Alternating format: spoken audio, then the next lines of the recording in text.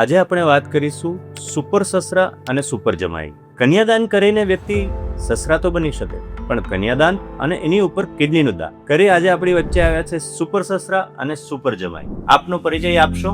મારું નામ ઇરફાન મોહમ્મદ નિયાજ મોહમ્મદ ચૌહાણ છે. મહેસાણા પાસે સવાલા ગામનો વતની છું અને ખેતીવાડી સાથે સંકળાયેલો. ઇરફાનભાઈ, શું તકલીફ થઈ? મને આજથી 10-12 વર્ષ પહેલા ધીરે ધીરે ફ્રિકવન્ટલી વાળે ઘડીએ યુરિન પાસ કરવા જવું પડતું. રાત્રે પણ હું 10-12 વખત બાથરૂમ જવા ઊભો થતો. સાથે સાથે મને પેટની અંદર સ્ટોનનો પથરીનો દુખાવો પણ રહેતો હતો અને આ દુખાવાના કારણે મેં ઘણી જગ્યાએ થયું, પરંતુ એનું જે મૂળ સોલ્યુશન આવવું જોઈએ એ સોલ્યુશન આવ્યું નહીં અને ધીરે ધીરે હું ડાયાલિસિસના સ્ટેજ ઉપર આવી ગયો. તો આપ જ્યારે ડાયાલિસિસ કરાવતા હતા ત્યારે આપને કોઈ ટ્રાન્સપ્લાન્ટનો પણ ઓપ્શન આપ્યો હશે? કિડનીની તકલીફ પછી એક ડાયાલિસિસ ઓપ્શન છે અને બીજું ઓપ્શન કિડની ટ્રાન્સપ્લાન્ટ છે. તો કિડની ટ્રાન્સપ્લાન્ટમાં મને સારા એવા લોકોએ જાણકારી આપી કે કેડી હોસ્પિટલની અંદર આપણે નામ નોંધાઈએ. 2 વર્ષ જેટલું ડાયાલિસિસ ઉપર જ્યારે વ્યક્તિ રહ્યો ત્યારે પણ ટ્રાન્સપ્લાન્ટ માટે એ જે જગ્યાએ ગયા ત્યાં એમને માત્ર નજીકના પરિવાર એટલે કે માતા પિતા, ભાઈ બહેન, પતિ પત્ની, બાળકો આટલા જ લોકો તરફથી કિડનીનું દાન લઈ શકાય તેવા અભિપ્રાયો. જ્યારે આપ કેડી આવ્યા ત્યારે આપને સૌથી મોટો ફાયદો જે થયો જ્યારે આપ કેડેવરમાં નામ લખાવ્યું કે અત્યાર સુધી મારા મગજમાં એમ જ હતું કે માત્ર પરિવારના સભ્યો જ કિડની આપી શકે, પરંતુ જ્યારે કેડી હોસ્પિટલની અંદર હું આવ્યો અને ડોક્ટર સરના સંપર્કમાં આવ્યો, સાસુ સસરા પણ આપી શકે, વાઈફ પણ આપી શકે, બીજા સભ્યો પણ જો જેમનું બ્લડ ગ્રુપ મેચ થતું હોય તો એવા સભ્યો દ્વારા પણ કિડની દાન લઈ શકાય. તો આપનું જે નિદાન માટે આપના સસરા આગળ આવ્યા, આપનો પરિચય થોડો આપશો સુપર સસરાજી? જી, મારું નામ મોહમ્મદ બિલાલબી સુથાર, હું કલોલનો વતની છું. સુથારી કામ મારો ધંધો છે.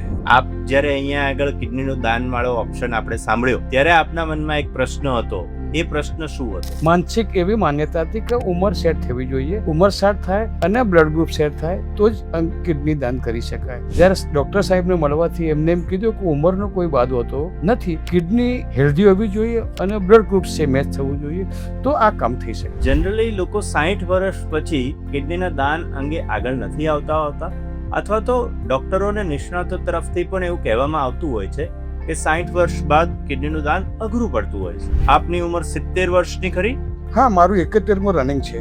71 વર્ષની ઉંમરે પણ જ્યારે એ આગળ આવ્યા અને કેડી હોસ્પિટલ વિશે જાણ્યું કે એમની આગળ 82 વર્ષની ઉંમરે પણ એક લિવિંગ ડોનરે પોતાની કિડનીનું દાન કર્યું હતું અને એ ડોનર અને રેસિપિયન્ટ બંને આજે સફળતાપૂર્વક પોતાનું જીવન સ્વસ્થ રીતે વ્યતીત કરી રહ્યા છે. આપ જ્યારે કિડની ટ્રાન્સપ્લાન્ટના ઓપરેશન માટે અહીંયા દાખલ થયા ત્યારે આપનો અનુભવ કેવો રહ્યો? અનુભવ બહુ જ સરસ રહ્યો.